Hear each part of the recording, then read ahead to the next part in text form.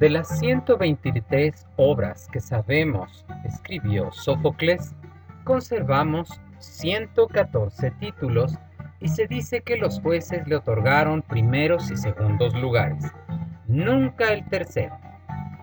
Sófocles fue el primero en romper la tradición de la tetralogía, si bien continuó presentando 3 tragedias y un drama satírico, de los que se cuenta había unos 25 producto de su ingenio. La temática de las obras, sin embargo, era independiente. También compuso piezas líricas, de las que nos quedan 4 fragmentos, y un tratado sobre el coro, lamentablemente perdido. La tradición nos ha legado 7 tragedias y unos 1000 fragmentos, de extensión variable, entre ellos el que se rescató de un papiro de Oxirrinco, que transmite un amplio fragmento de uno de sus dramas satíricos, Los Rastreadores. De las tragedias sobrevivientes, solo 2 son fechadas con seguridad: la Antígona del 442 y el Filoctetes del 409.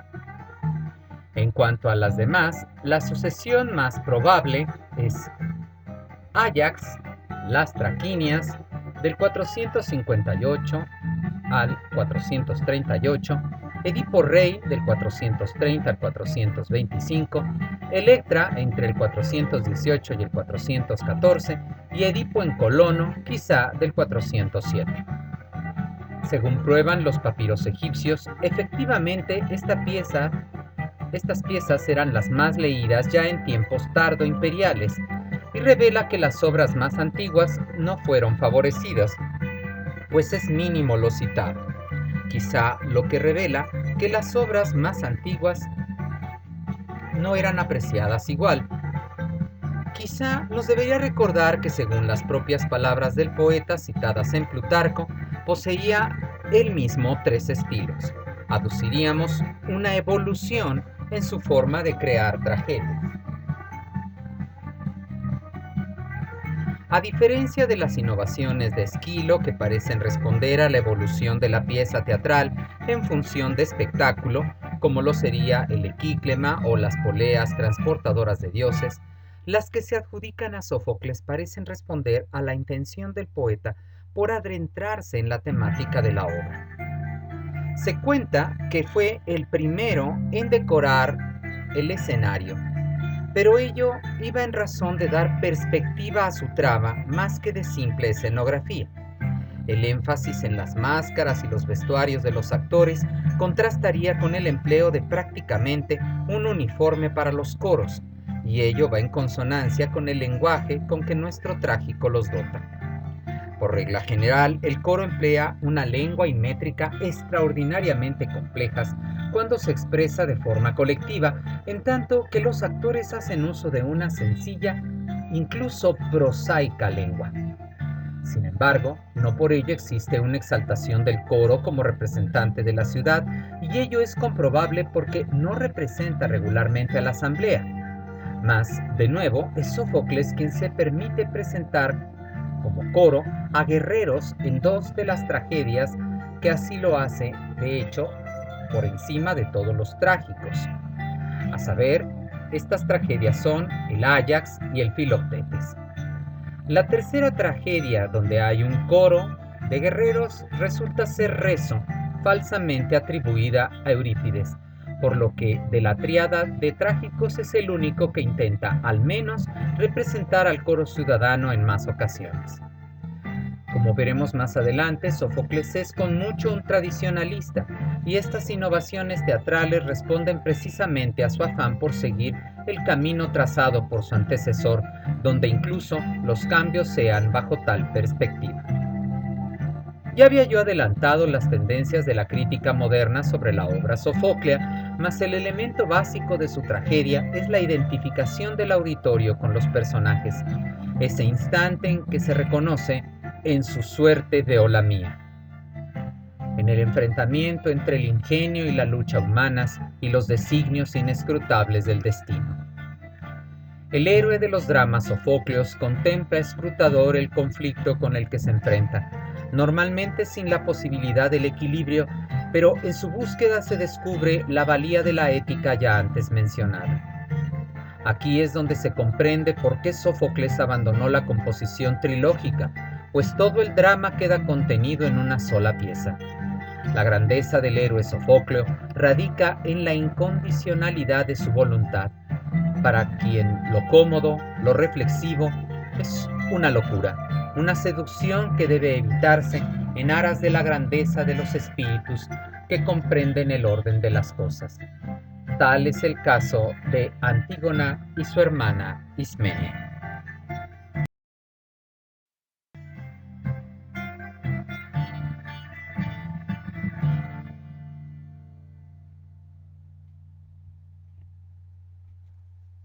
Ni podría ordenarlo, ni podría, si quisieras aún realizarlo, que actuaras conmigo gratamente. Mas haz como te parezca, yo lo enterraré. Será hermoso para mí morir al hacer esto.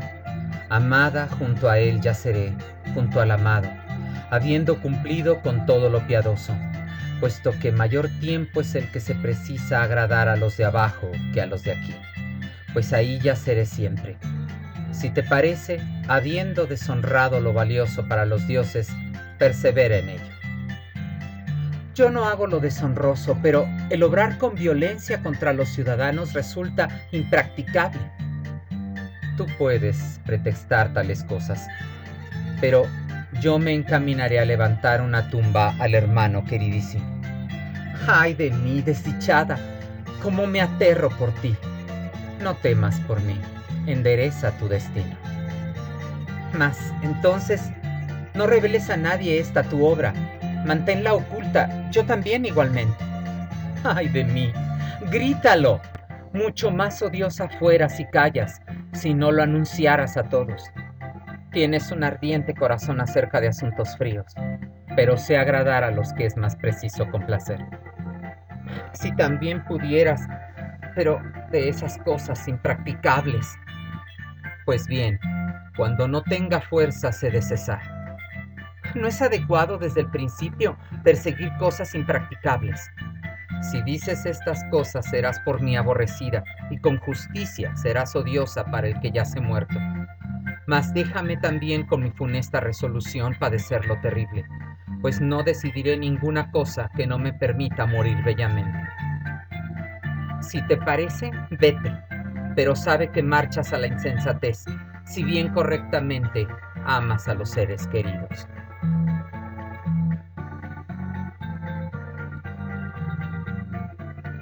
El héroe de Sófocles está solo, como lo están todos los grandes del mundo.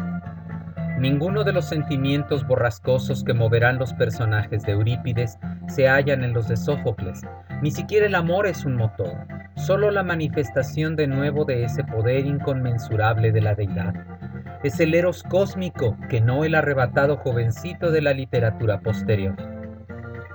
Es necesario enfatizar de nuevo que en Sófocles el centro dramático está en la antítesis de la voluntad humana y las disposiciones del hado. El protagonista es el que se enfrenta al destino, el poder imprevisible que el hombre debe aceptar, aunque la verdadera tragedia se origina en la tensión entre los poderes incontrolables a los que el hombre está entregado y la voluntad de éste para luchar y oponerse a ellos. Lucha infructuosa que arrastra al héroe al sufrimiento y la muerte, pero la grandeza está en la lucha que no en la resignación acomodaticia, en la no elección de un destino, aunque éste redunde en la propia muerte. Es pues la extraordinaria actividad y la línea inquebrantable de conducta el rasgo fundamental de los héroes trágicos de Sófocles. Lo trágico de dichos héroes es que luego de haber levantado el velo de lo que no debe verse, cuando pudieron dejarlo caer no lo hicieron y son arrastrados a la pena. Es la dignidad trágica la que hace más lucir en aquellos hombres y mujeres el enfrentarse impertérritos a la seducción de aquellos otros que desean conservar la vida a toda costa. El héroe Sofocleo es el que eleva la dignidad humana a un aspecto más melancólico y por ello son más sublimes.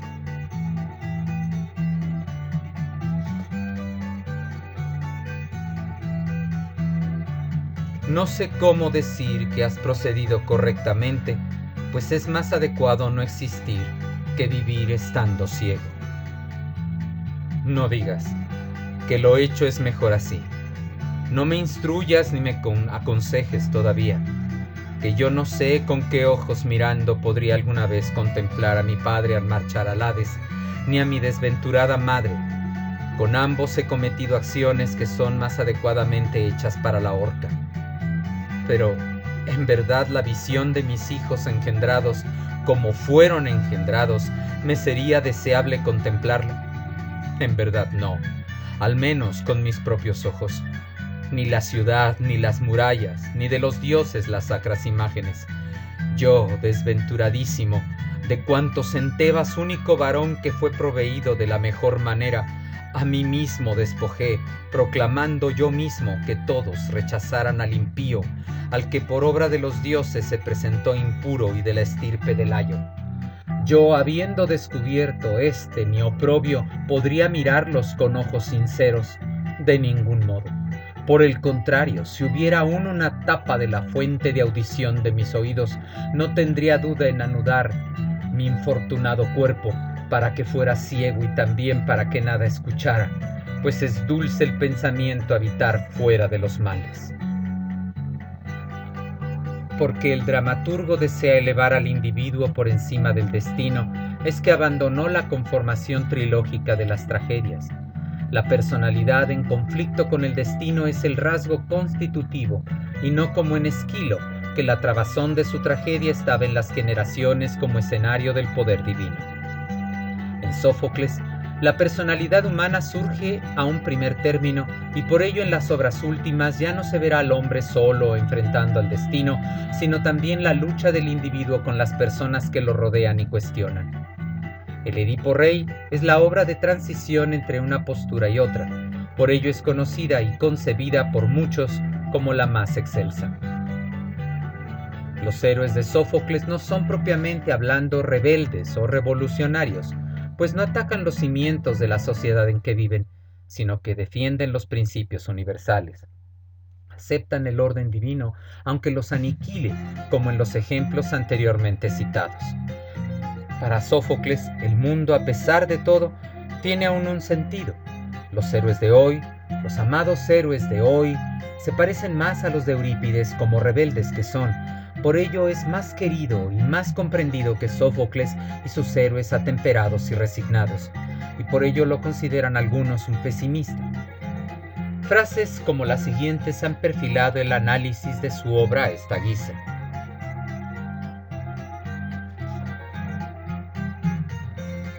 La mayoría, investigando, descubrirá las peores cosas de los mortales. Oh generaciones de los mortales, cómo os cuento entre los que vivís al igual que en la nada. Porque nadie hay sin desdichas. Sin embargo, el que tiene poco es el más dichoso. José Alsina cita los 3 pasajes para corroborar su dicho de que Sófocles es un pesimista, pero convenientemente no presenta el verso final del fragmento último. Para el español, haciéndose eco de otros análisis de su tiempo como el de Hofstede, considera que Sófocles es el reflejo del pesimismo de su tiempo, pero más que un pesimista per se. Ello porque en su teatro descubrimos un leitmotiv, el eterno problema de la limitación humana, el sentido del dolor y su destacado papel en la vida. El héroe Sofocleo no puede sostenerse ante la magnificencia de lo divino, una dirección heracliteana, arguye Alsina, y por ello está condenado a una fatal caída, porque está incapacitado de descifrar el enigma de la existencia. Siguiendo a Diller, el español explora igualmente el dolor trágico en Sófocles, siendo Edipo su mejor ejemplo.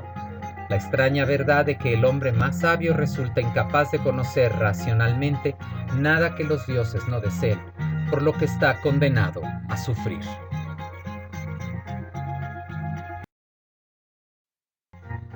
Si bien esto parece cierto cuando leemos las piezas del poeta, notamos que el último de los fragmentos citados, donde se aclara la imposibilidad de ser humano sin padecer, también se enuncia que el que menos posea será el más feliz, como si aclarara que dichas desgracias nos vienen por nuestra ansia de tener, que va más allá de un sentido meramente económico. De hecho, a la luz de sus obras me atrevería a sugerir que se enfoca más al ansia de saberlo todo, como pretendía con mucho en su época y que nosotros también podemos reconocer en la nuestra. De no ser así, como apunta nuevamente Alsina, retomando a otros estudiosos menos obsesionados con la irracionalidad de los griegos, ¿dónde quedaría el carácter didáctico del teatro antiguo? El héroe de Sófocles escoge siempre lo bello y noble, aunque esta elección lo precipite en la muerte más espantosa. Los héroes son proyecciones de lo convencional y no pueden ser norma suprema. No hay que pretender igualarlos. Por ello Sófocles es plenamente humanista, porque es el mortal quien encarna los valores y debe estar preparado para limitar sus propias aspiraciones. Debe ser la medida de todo, a la manera de Protágoras, y no de sus mal informados discípulos. Más que pesimista, Sófocles es para mí un optimista progresista. Walter Nestle señala que la tragedia nace cuando se contempla al mito bajo la mirada ciudadana. El héroe, de clara naturaleza actónica, se opone al dios celeste, por lo que la tragedia que canta a aquellos no puede abstenerse de ligarse a la tierra en que se cimenta la ciudad y lo político. Pero es el poeta trágico el que convierte el mito heroico en una tragedia y lo lleva a la escena para que los que contemplan se aperciban de la reflexión que el inspirado les muestra. A pesar de su amor a la democracia ateniense, como lo prueba su vida personal, Sófocles no deja de ser un aristócrata que aún rescata el aspecto positivo de los valores tradicionales, como los de la caracterización, producto ya no de la alcurnia, pero sí de la naturaleza que produce una línea de conducta, tal como reconoce Filoctetes en Neoptólemo, cuando éste le confiesa la trampa a la que lo ha llevado, y el viejo héroe responde así: declaro, oh hijo, que has mostrado la naturaleza de la que naciste, no de padre Sísifo, sino de Aquiles, quien entre los que vivió escuché que era el mejor, y ahora lo es entre los muertos. Siendo esta la obra de su ancianidad, nos revela cuánto de la sociedad noble aún vibraba en el alma del poeta y quizá de la misma democracia.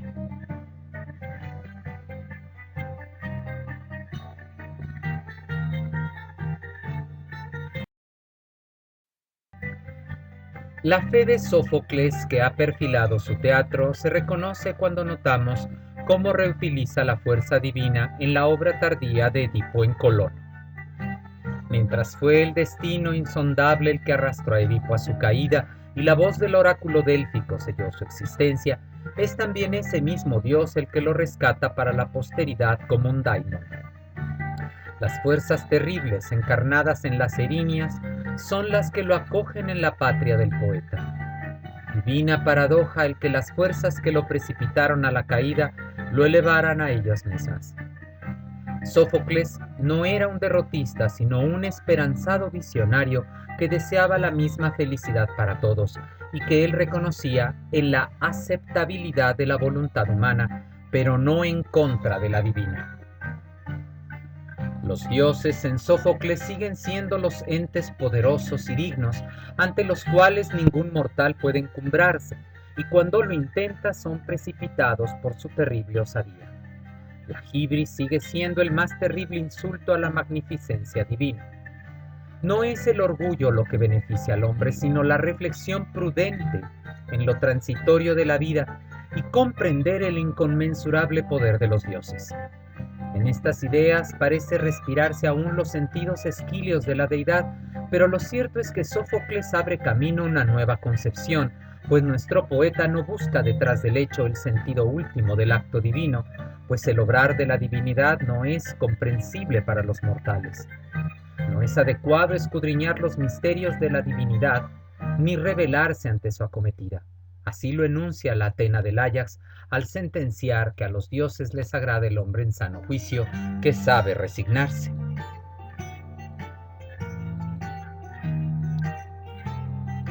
Pues bien, observando estas cosas, ninguna palabra arrogante digas alguna vez tú mismo contra los dioses, ni animes inflamación ninguna si eres más que otro, o porque venzas con tu mano o por el peso de gran riqueza. Así, un día derriba y de nuevo levanta todas las cosas humanas. A los prudentes aman los dioses y aborrecen a los malos. El destino en Sófocles es la manifestación más patente de ese poder divino y la aceptación de tal poder con las conexiones que el hombre mismo se provoca redunda en la comprensión del lugar que el mortal tiene en la existencia universal. La norma ética es producto de las fuerzas todopoderosas de los dioses y rebelarse ante ellas es un pecado, no solo del individuo sino también de los estados, como es patente en la Antígona, la cual lucha por las leyes no escritas e inquebrantables establecidas por los dioses, leyes a las que la polis no debe oponerse, pues cae en el pecado de Hibris. Aquellos embates son terribles en las obras sofocleas, y el poeta no deja de presentar la clásica pregunta de ¿por qué a mí? Así, en las Traquinias, Hilo clama por la justicia divina que ha abandonado a su mejor héroe, y su reclamo es el de los más significativos en Sófocles. Pero aquel grito es silenciado por las palabras que el propio autor le hace decir al coro cuando concluye que en todo aquel sufrimiento no hay otra cosa que Zeus, es decir, todo ello es el mundo y su andar. Ni siquiera alude al estado divino de Heracles, el héroe de la apoteosis, que queda así como símbolo que incluso el más grande de los hombres está sujeto a esa fuerza universal.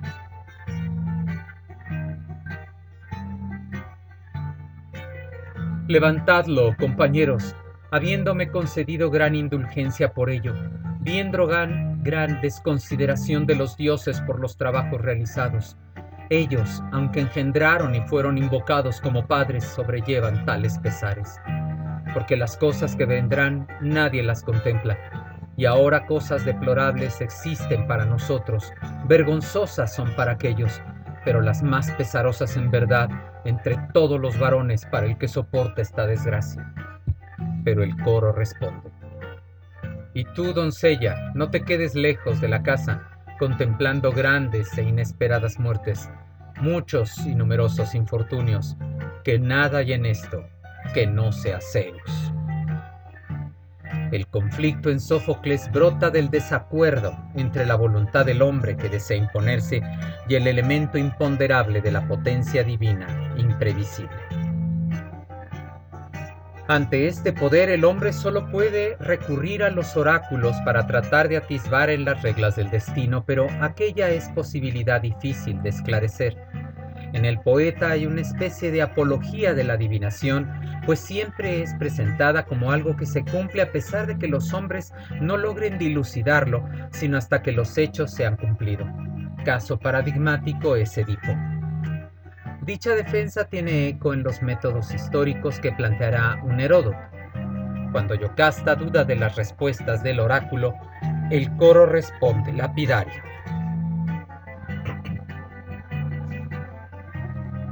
si el destino me asistiera para cuidar de la venerable pureza de las palabras y acciones todas, cuyas leyes se extienden sublimes por el celeste éter, siendo concebidas, de las que el Olimpo es único padre, y ninguna naturaleza mortal de varones engendró, ni nunca el olvido las hará reposar. Un gran Dios hay en ellas y no envejece.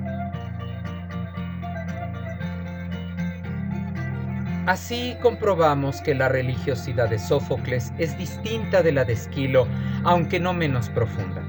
Sófocles está muy cerca de la sentencia délfica «Conócete a ti mismo», y que establece los límites de la existencia humana al no proponerse ser algo más que un hombre. Con el piadoso respeto que constituye la más deslumbrante de las aportaciones de Grecia en materia de religión, Sófocles conmina a renunciar a comprender la marcha de lo divino. Como concluye Leski, el cuadro de su personalidad tuvo como unidad dos cosas: el atisbo en las obscuras profundidades de la vida, a través de las cuales pasamos los seres humanos, y la clara alegría de la luz que, a pesar de todo, los dioses han extendido sobre este mundo.